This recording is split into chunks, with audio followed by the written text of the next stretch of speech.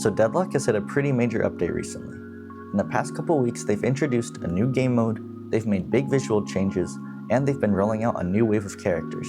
Now, I haven't made a Hero Forge video in a while, I'm sorry about that guys, but I have been playing Deadlock, so I got inspired to make my favorite character, my GOAT, Billy.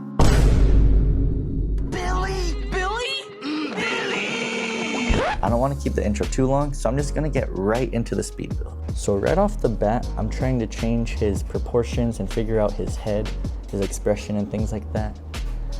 Hero Forge doesn't have an actual goat head at the moment, so I ended up trying out the elk head and seemed like that was going to work best.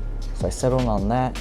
For his body, I basically just took the realistic proportions preset and shrank everything down a little bit in the weight. He's definitely on the smaller side, he's kind of lanky, skinny, so I was trying to make that as accurate as possible. His horns were a bit of a challenge. The actual horn slot, every option I could find that kind of looked like his classic curled goat horns were way too big. It's definitely more limiting in terms of the sizing and spacing when you use the actual horn slot.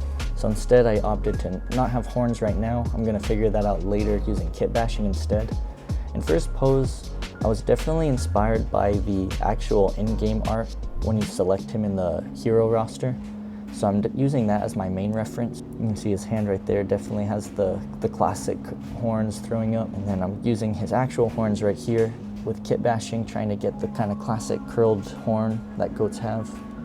And for his jacket, that was definitely a challenge. He has like a sort of a cropped leather jacket, cropped on the torso, and then the sleeves are rolled up, tons of spikes, patches, and things like that. I figured out, seemed like the best way that I could find to recreate that, at least somewhat accurately, was to use one of the vest options. It's pretty cropped, so that worked for the torso part, and then for the sleeves, I was using kit bashing to shrink down the rest of the jacket and only have the sleeves visible, and then I just put one sleeve on each and pinned it to his torso, so the rest is kind of hidden inside him. That ended up working out pretty well, I think, and now I'm just trying to figure out the rest of his pose. I've got his weapons, his bat, and his pistol. He has sort of a modded out SMG with paint and things like that, so I'm trying to recreate it as accurately as possible with the accessories that we have here. For the most part, his pose is pretty much done.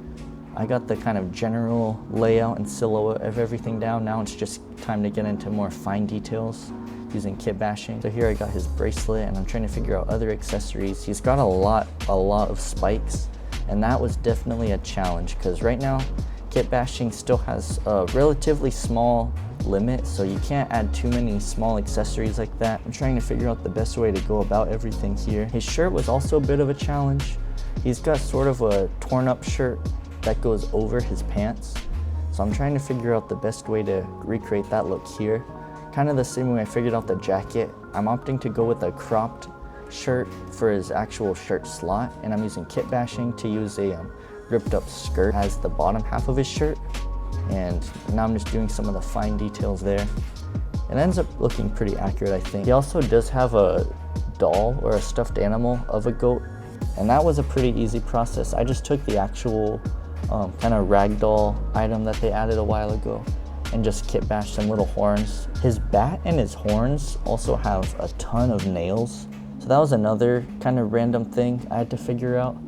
Right here I'm trying to figure out the best way to recreate those, and I knew I needed to kind of nail them down, no pun intended, because he has a ton of them. His bat is littered with them. He has them hammered into his horns as well. So I figured out using the crystal and one of the plate options actually got a pretty solid look. So once I had that down, I just basically copy and pasted it, put it as many places as possible. With the kit bashing limit, I wasn't able to add as many as I would have liked. He has kind of an absurd amount of nails, both in his bat and in his horns. I definitely would have liked to add more because I actually think the nails came out pretty good. Since there is a pretty big limit on how many items you can have kit bashed, I'm trying to figure out ways to kind of be resourceful. His shoulder pads have a lot of spikes on them as well. I figured out one of the spiked pauldron options has 3 spikes on it, so that was kind of a helpful way to cut down on the amount of items I was using. Using that as the base got me 2 extra horns in one single item. He also has a necklace with a padlock on it. So here I'm trying to figure out the best way to do that. The actual chain accessory had that big solid part in the middle. So that was a challenge. I ended up just instead using an actual chain and just piece by piece putting that around his neck instead. Now I'm fine tuning his hands. He's got the classic rock and roll horns thrown up where in the hand that's holding his bat. So I'm getting that down. Now that I have the general pose and I'm pretty satisfied with everything, it's time to get into coloring. He's got a pretty out there color palette. There's a lot of different colors thrown in. It's a very classic like punk rock look. So I'm getting his different shoelace colors, the pattern on his pants. He has a decal on his shirt, which I was trying to figure out a good way to simulate, but there's nothing super accurate to that. And once I did start coloring, I started to realize where some gaps were, some clipping. It's a lot easier once everything has its own color. So I'm just kind of fine tuning some things there. Overall, it's already looking pretty accurate though. I'm definitely satisfied with how it's coming out. His fur was a bit of a challenge though. There's kind of limited options when it comes to this specific head. You don't have the full range of face decals that you have with the more human-shaped heads. So I kind of just had to make do with stacking and applying different colors to each one, because he does have some different colors, lots of different shades of gray in his fur, especially on his face. So I'm getting that. And then his SMG is sort of a dark red with writing on it and sort of a off-white kind of cream looking paint. So that also is a challenge. A lot of the more exact details I'm not able to get like 100%, like the writing on his SMG. So instead I'm just kind of doing patterns that at least vaguely look like that same shape. I definitely have to make some sacrifices when it comes to the options Hero Forge provides, and then also just the limit to kit bashing.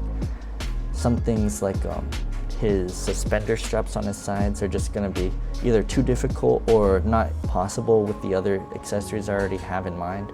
I'm sure if there were more items that I could place at a time, I would figure it out, but unfortunately I kind of had to make some sacrifices there. But it's already looking really nice, so here I'm just trying to figure out a backdrop that kind of fits his look.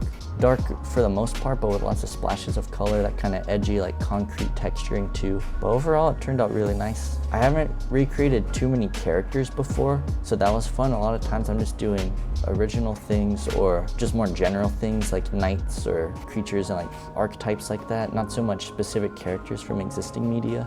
So that was actually a really fun challenge too, to have a specific character to reference off of. But overall, I think he turned out pretty well. Here are some of the finished pictures of him.